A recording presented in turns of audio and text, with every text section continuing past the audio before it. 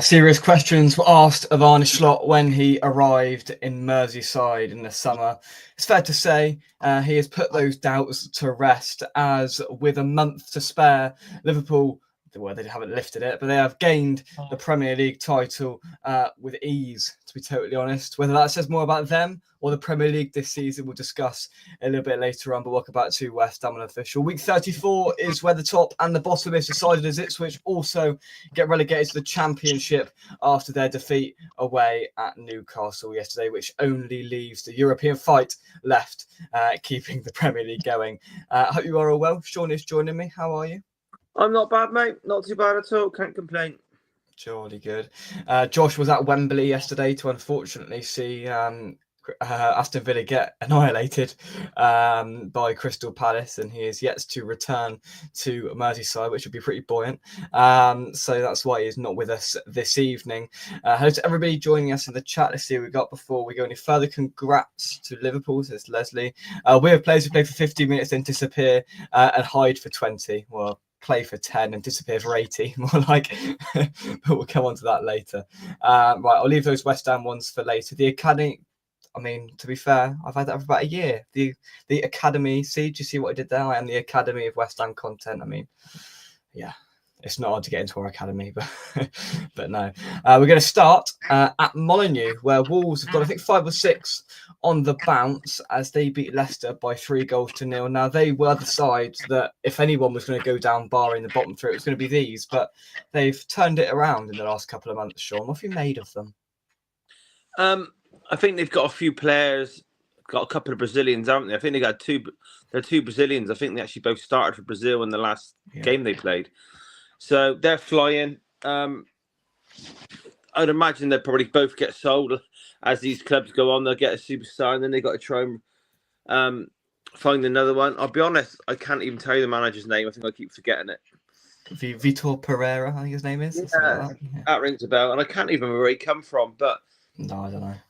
They've certainly on a very good run. I think it doesn't take a lot to beat my lot at the moment, but I think they put 4 into us.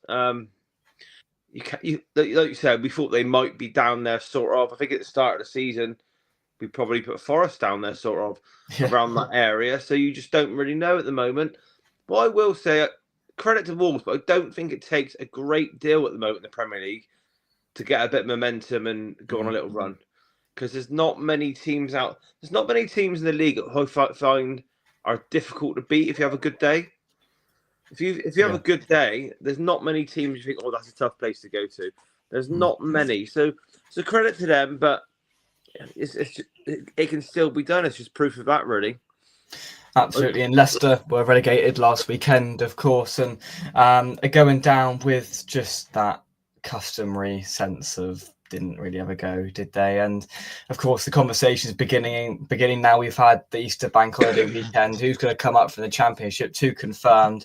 I really hope it's not Sheffield United that join them. To be honest, it just gets a bit boring. But I think Leicester epitomised the Premier League this season for me. Yeah, obviously this is the second season in a row where all 3 have gone down. I think that's the first time it's ever happened. Yeah, and as you said, the team's coming up.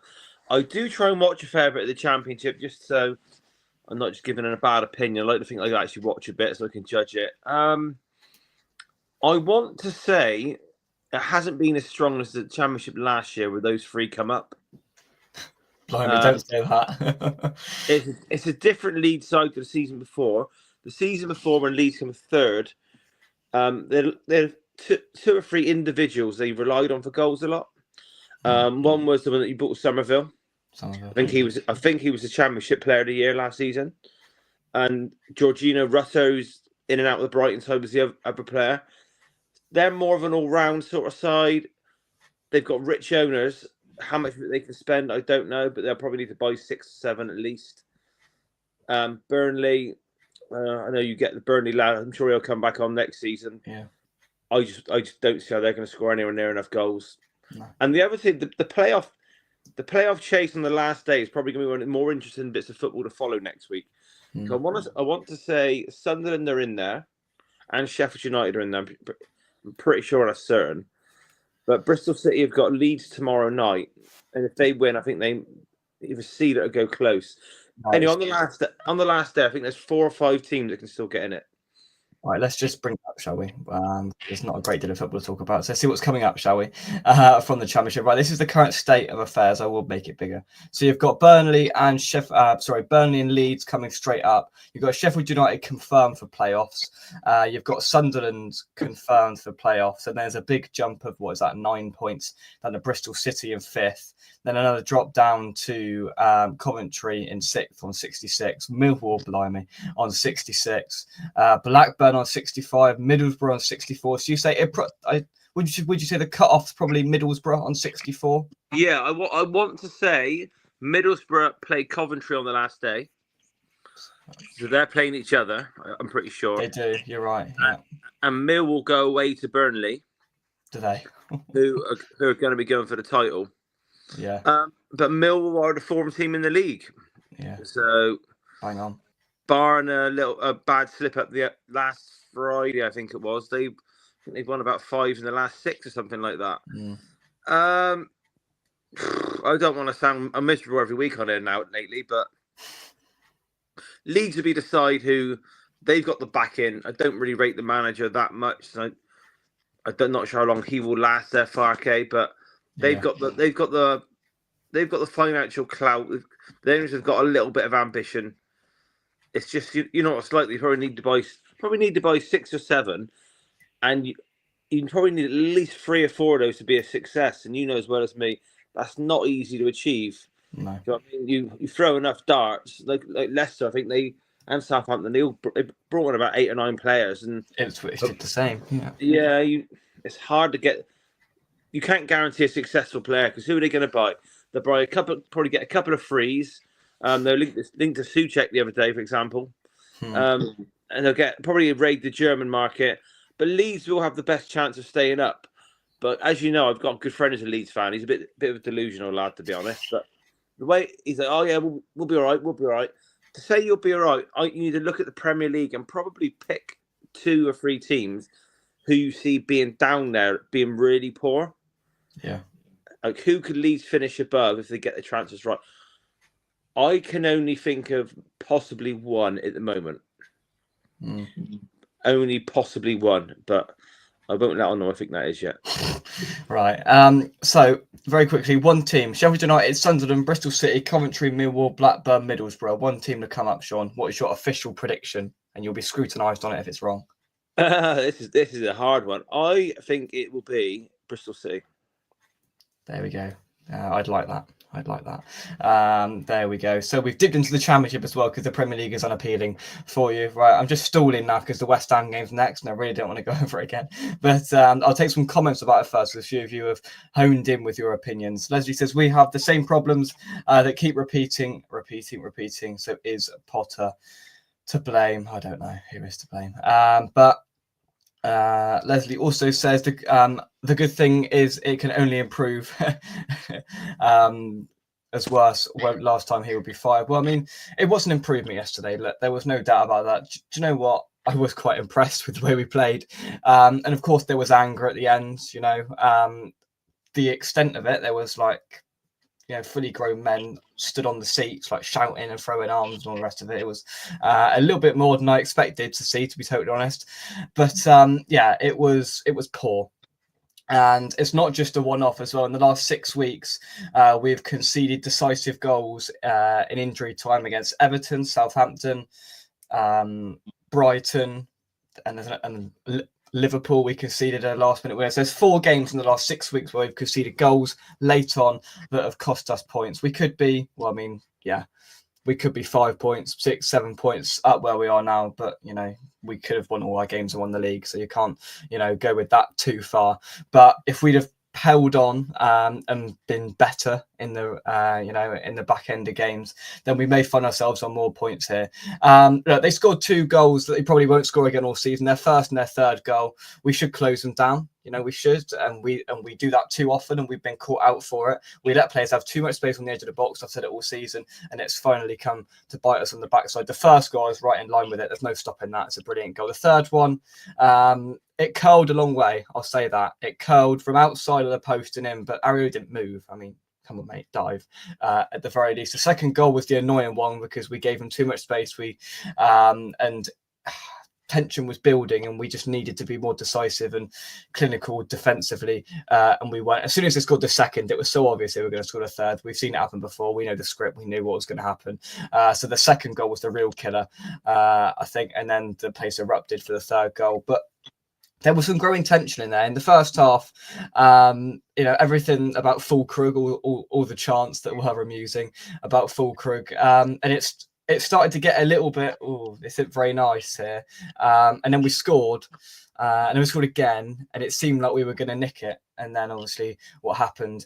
And you've got to look at it in a bigger scale and say, we can't be doing that. We can't be doing that. There was 10 minutes to go. Not even that. We were 2-1 up. You can't lose that 3-2. You just can't.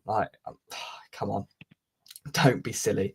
At the end of the day, got to see games out, got to be better. Probably half that team that played yesterday won't be here next season, right? So we've got to put that to the side. We've got to put this season to the side, and we've really got to start thinking about what we're going to do in the summer. And there should be hard work going in from the right people behind the scenes to work out what the hell we're going to do next season. When, as things stand by rumours currently, Souček, Alvarez, Kudus, Paqueta, Rodriguez, Soler, all these players go, right? I could name 10. They're all going to go, apparently. I don't think all of them will go, but the vast majority will. We've got to be planning for that now because we're not good enough as it is. We let these players go, and if we replace them with the same or worse, then we're going down. There's no doubt about that. Sean, I'm sure you've got some thoughts. Am I allowed to talk about West Ham or not? Go on. You've covered it all, really. I think I said last week, didn't I, that a lot of teams have massively underachieved. I think you've only probably right at the start of the season, I think I said to you, are you expecting to finish lower mid-table? I think you said you would have took that. Yeah. So you're probably about 2-3 places below par what you were hoping for. I think that's probably fair. I think from an outsider looking in at West Ham, I've said a few times, you've got a bit of a mishmash of a squad of a few players that have been there too long and probably now a bit long in the tooth, not quite good enough. I think, and I know some of your fans may not like hearing this again, you've signed a few players over the years where their attitude has maybe been questioned, and it's possibly why the top clubs haven't gone from, because you've had some players that have got incredible talent, but you know that they're going to sort of player that's going to take the shirt off and chuck it on the floor.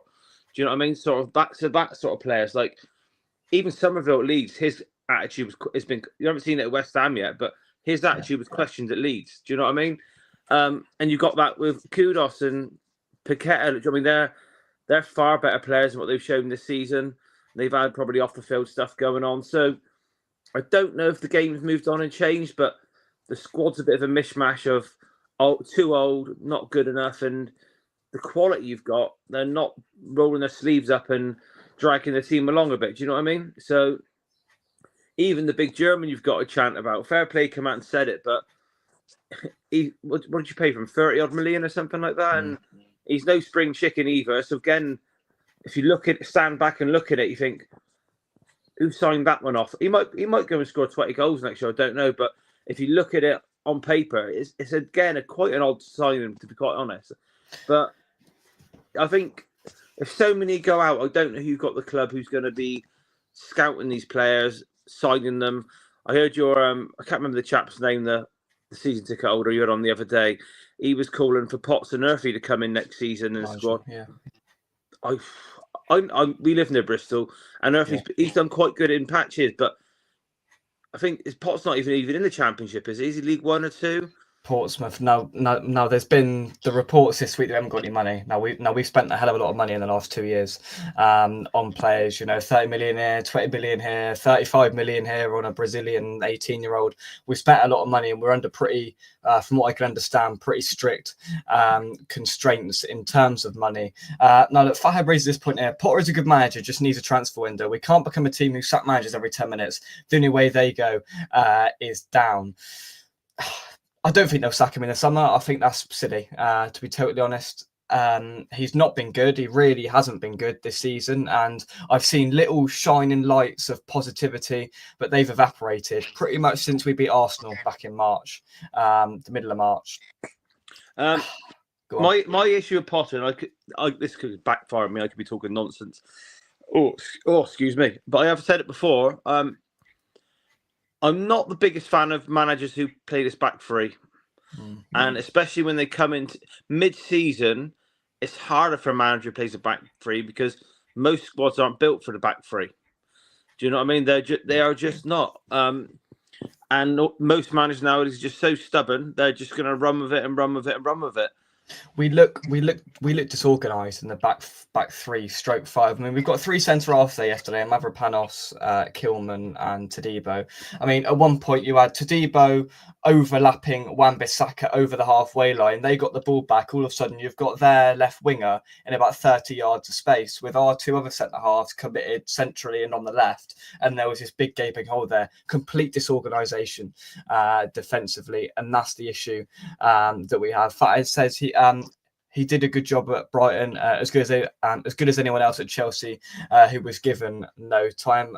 Emma, thanks for joining us. I hope you are well. Just going back to Wolves, Fatih says Wolves have turned it around, but again, out of form side. It's been the worst Premier League season ever. Smash that like button. There we go. Sunday, the 4th of May, El Clasico. Sean, going to be one of the best football matches in living history next Sunday. Is it next Sunday? Is it? It is. Yeah. Well, you should beat us, so I don't think I won't be watching, but you should beat us because neither will any of us because it's not on Sky. So well, I won't make the effort to find it. You should beat us. It's a quick one on us. I don't want to talk about our crap very much, but it's very, very obvious that this might backfire. He might get sacked tomorrow, but he's been told a while ago it all hinges on Europa League. Yeah. But the shameful thing is, it's just over the top obvious. Do you know what I mean? Like you can have full focus on a competition which you've got half a chance of winning, but you've got to then turn up a little bit for the league games, and it's the manner of the goals we let. They are a bit shambolic, really. Like it almost looks as if we've down tools in the league, and the only problem when you do that is it can rub off in a game when it matters. It's hard to switch it on and off.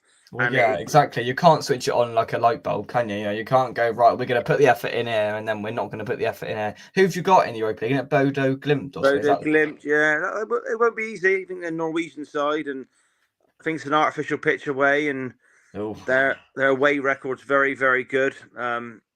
It's definitely no dead cert going through. I think they've played something like 12 or 14 games. No, 12 games already to get here. Maybe even more than that. I don't know if they had an extra playoff game. So they've earned their place in semi-final, but it's just so obvious. He talks the opposite, saying, "Oh, we want to try and win every game." He clearly doesn't care about this. Do you know what I mean? You can see that from his interview today before the game. He could not give a damn, could he? I know. It's a bit. Fans still want a little bit more fight, though. Do you know what I mean? Yeah. And I can't remember, who did we lose to last weekend? I've totally forgotten. He come out and said, "Oh, I wanted to build a bit of momentum after the good performance in Frankfurt." But then he goes and subs off the best 2 centre backs at half time. So he's contradicting himself by doing things like that. Do you know what I mean? And Son's apparently got an injury, but I think he's probably been given 3 weeks off, aiming for these European games. But yeah, it all hinges on that for Tottenham, and I mean, so I'd expect the similar, wholesale changes next week. You'll still probably beat us. Well, I can't see it because it's in between the two. Bodo Glimt. Yeah. I can't even begin to think what team he put out. So do you know what I mean? It will probably how he's gone. It'd be probably the least he'll care about a game all season, and that's saying something. Yeah, So yeah, that is pretty impressive. But Fathead says, make the most of the too good to go bad today. Wasn't Jake? No, I didn't make sandwiches today. The lovely manager decided that she was going to do it instead. So I was like, I'm not gonna stand in your way. You can make the sandwiches whilst I roam around doing not a lot and cut some bread rolls. I had a glorious time at 6 o'clock this morning when I found that out. And I did Greg's proud throughout the day. One more shift. Next Sunday, that's my 2 o'clock I finish. My Greg's career is over. And then I go home and get to listen to West Ham Tottenham. Brilliant. Brilliant. Millwall coming out will be a disaster. It will be a laugh, that's for sure. Bristol City would be amazing to come out best in the West. First ever West Country Premier League side. Has there been another Premier League West Country side? That's a good question, Sean, actually. Has anyone else from this way been in the Premier League? not in the Premier League era. Bristol City were in the top flight. Were they? Yeah. I want to say it was late 70s, about 77, 79. But Bournemouth, as we got them now, we Cardiff, we go with Cardiff. Oh, I spoke. Oh, yeah. Just loosely. about. Oh, Swindon. Swindon, I won a season. Did they? Oh, Yeah. Swindon. There we go. Yeah. Swindon are one of the worst ever Premier League sides out there with Southampton and Derby. Lovely. That was trying to remember what year. What up front they had Jan Arga-Fjortoft. You ever heard of him before or not? No, 1993. Was it? Well, they were in the Premier League. Yeah. Yeah. I'm trying to think. Glenn Hoddle was a player manager around that time. Was he? Oh. Yeah. I can't remember if he was the manager who got them up or not. Because obviously our deal is the old Tottenham player manager was there as well for a bit. Swindon, I never knew that. You learn something new every day.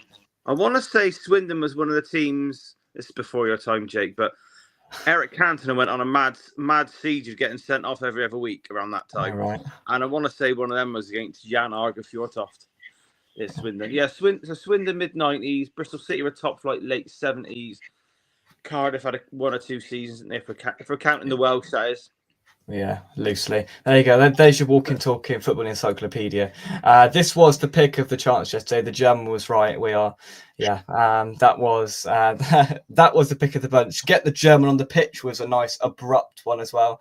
I like that. Or he says what he wants. He says what he wants. The big German says what he wants. We couldn't even say his name. We just called him the big German.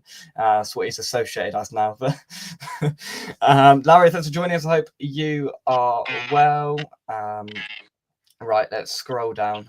Fatty says, agreed, we have underachieved less than others, but would say 10 to 13th was our minimum. I thought we'd finish between 10th and 13th. Aspirationally, at the start of the season, I said, if we could scrape top half, that would be amazing. But, of course, I was pulled back down to earth pretty swiftly there. But in my opinion, basing a prediction of 10th to 13th, that was probably relying on Kudos and Bowen having incredible seasons again. Yeah, it probably just hinged on those two players. Bowen's always going to do a job, but as soon as someone like Kudos dropped off, the rest of your squad's going to struggle, I think. So then you're probably looking at 13th to 15th. I don't know, something like that. But yeah, you'll probably finish fifth bottom, is my guess. Jan, is this it? Is that it? Yeah. Close enough. I think he played for Middlesbrough as well after Swindon. I think he snapped him up. There we go. I'm sure your parents are pleased. No more early starts on a Sunday. Now I walk there. I literally live about 3 minutes away from the Greggs. I could walk it in 3 minutes. It's ideal. Sorry, Sean, I interjected. I was going to give you a boring Jan Arga-Fjortoft. He actually, on Twitter or X, whatever you call it, I think he's one of the top journalists who works on German football. So whenever there's like a German coming over, he does like podcasts, and he's there to be found if you want to do some research on him. There we go. See, look at the avenues that we've meandered down tonight. There we are. Right, let's not talk about the game because it was what it was. Let's talk about Liverpool and the way that they have done it. I think Jamie Redknapp described it as relentless in the immediate aftermath. What they've done this season, I'd probably use the word steady more than relentless, to be totally honest. They've lost 2 games all season, which is a pretty impressive thing. Won to Fulham a few weeks ago and to Forest back in November. They haven't drew many games. The fact in reality is they've won most, and they've done it without too much hassle. And everyone was talking about if they could finish top 4 with Klopp gone, are they going to have a bit of a after Ferguson sort of drop off? But no, they've accelerated, in fact. And I probably don't think they've had the quality. They've had the plaudits they should deserve, but then again, there hasn't been a title race at all. They can, you can paint up that Arsenal were in a title race. They weren't. They were never in a title race. Liverpool had it from minute one. They started at the front and they didn't fall, and they didn't even go back anywhere. They just stayed at the front and won it, Sean. Yeah, I think if you look at the results on paper, relentless is probably the right answer, the right word to use. But I would say also very forgettable and not really very noticeable. Yeah. And another strange thing is, since social media come out, I think it's highlighted how, I think I'm going to choose my word correctly here, intense Liverpool fans are. I think they've been called a different breed by a lot of people over the years. I haven't seen that much of them this year, really. I've seen more about them making a fuss over these 3 players' contracts than the fact that they're going to go on and win the title.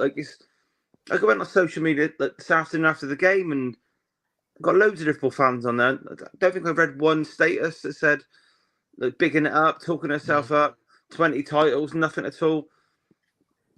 I'm probably not the only one that's probably just got a little bit bored of the season as it's gone on. And it's probably, and I sense it's not just me because my team's been rubbish in the league.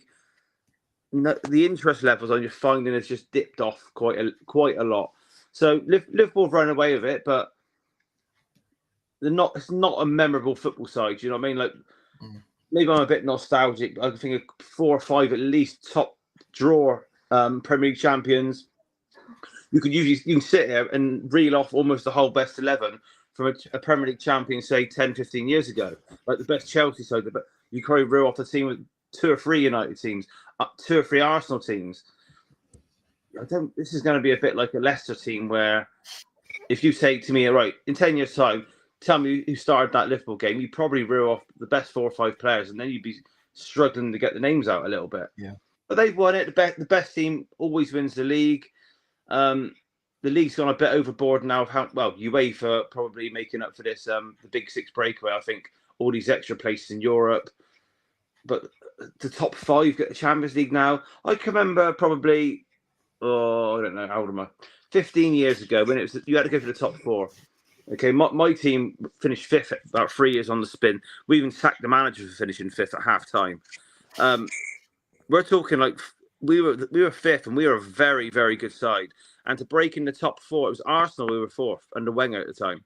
Yeah. So that was how the level of the top 4 sides were. We're talking about very good football teams. There's always at least 2 in a title race who are very good. Man United and Arsenal going toe-to-toe for a while. Man United and Chelsea. I don't know. You look at the teams going for 4th now. Are you telling me Chelsea deserve to be a Champions League side next year? And Villa, I think they've messed it up as well themselves. They haven't done very well. Newcastle have come with a late run. Fair play to them, but the quality is not there. But I mean, you haven't had to be, the point you're making is you haven't had to be absolutely amazing to get yourself a Champions League spot this year. 5 spots, and I don't know who's going to get it. Like, you've got currently sat in those spots. You've got obviously Liverpool, Arsenal, Newcastle, Man City, and Chelsea. Forest have played a game less on the same amount of points as Chelsea. I'd like to see Forest get it. They've been in it all the way through, and I hope they don't drop off, and I hope they get the Champions League spot. But yeah, you're right. There's no way Chelsea should be getting Champions League football. You probably argue Man City as well. Man City have been awful, right? I mean, that's probably put into context with how good they have been. But some of these teams don't deserve Champions League football, and they're getting it purely because of default, because of how poor it's been this season. Yeah, as I said, my team was definitely the biggest underachievers in the league. I won't repeat where I said I thought we'd finish because I look silly, but I was about 15 places off. Put it that way. I'm not gonna miss it. A few months off, I'll be honest. For the first time in years, I didn't miss it when it was the international break either. It was like a 2-week break. I didn't watch either England game. Didn't watch any of it, and I don't know. Something needs a bit of a reset. Even the fans, like the Man City, that they couldn't even sell out the semi-final today. No. And because they're almost boycotting it because of ticket prices. I think a lot of fans are getting fed up with various different things, and I think clubs and owners have got to be a bit careful because it won't be long before fans get to the point where they're more than fed up and just don't want to go.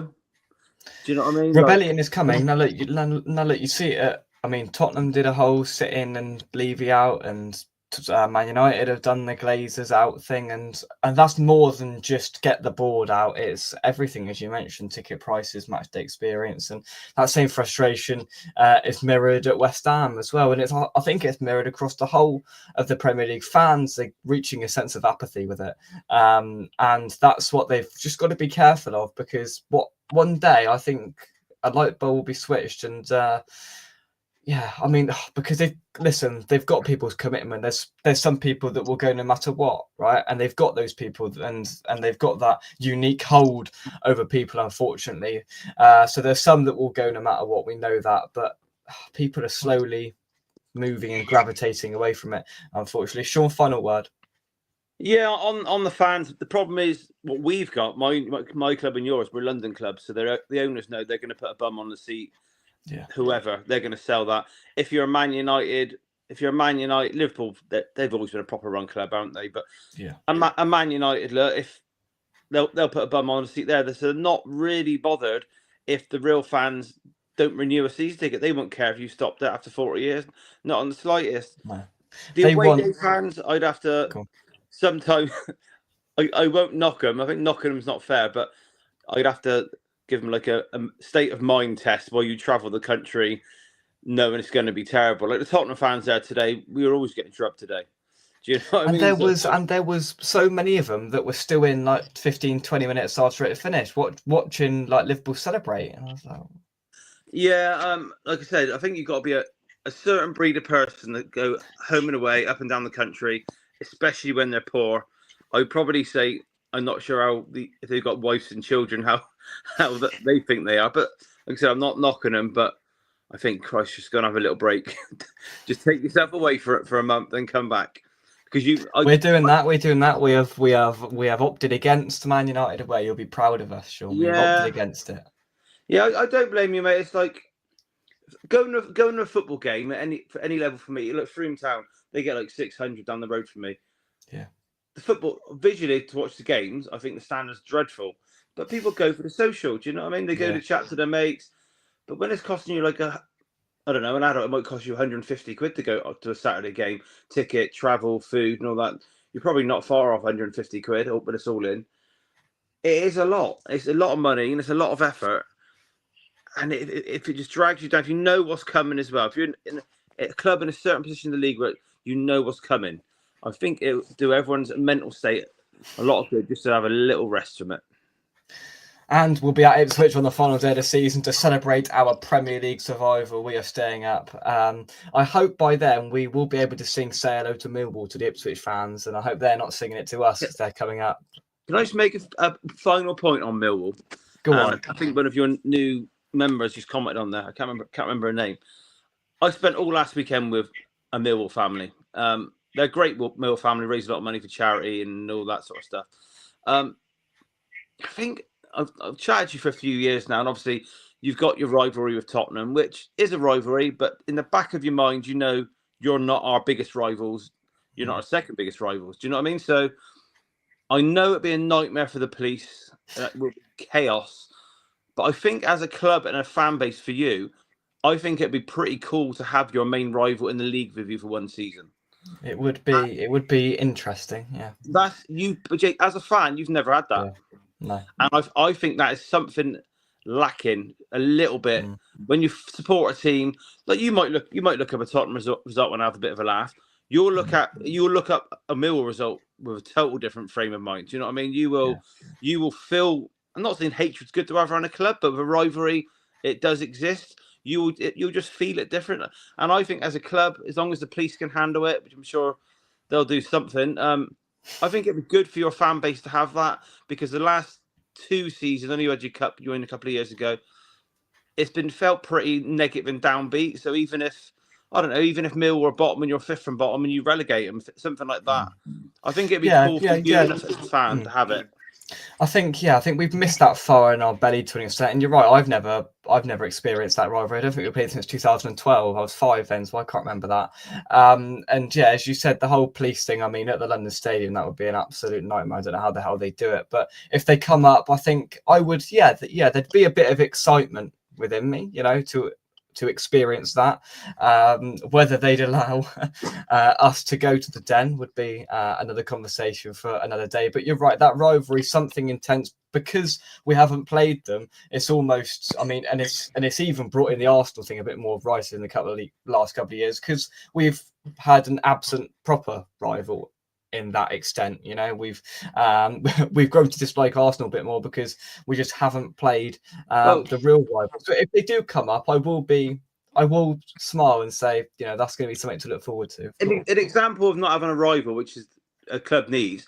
Look at Palace; they've had to create one with Brighton because they haven't got one. Even though Palace don't get on with Millwall either. Do you know what I mean? So, and that's a pretend rivalry with Brighton. Really, it's just based on a motorway, isn't it? It's just literally, it is a motorway derby, and we were talking to some Brighton fans yesterday, and then they saw Palace scored, and like they didn't really seem too bothered. I'm like, this ain't a real rivalry, is it? No, it's just not. No, so yeah, like I said, the family I spent all last weekend with, they're from Kent, and Kent's just full of Millwall and West Ham fans. Yeah. That is literally half of the old London brigade have moved into Kent nowadays. That's where a lot of them live. So yeah, I personally think that'd be good. Millwall fans have got a proper conspiracy theory against them having any success, that the league and the police just don't want it. So don't be surprised in their minds if they're winning at Burnley and the ref goes and does something stupid to keep them down. But no, I will say the police will be quaking in their boots, and there is well, I mean, we were talking. Somebody yesterday said when we played Southampton, they were talking to the Southampton copper. Of course, Portsmouth are coming up into the Championship. Southampton are going down. They said how much of an absolute nightmare that's going to be. But yeah, I would like it. You're right. Off topic slightly. I've been to Portsmouth ground 4 or 5 times. I was actually down there last month because my son was on trial at Cheltenham Town. He played Portsmouth.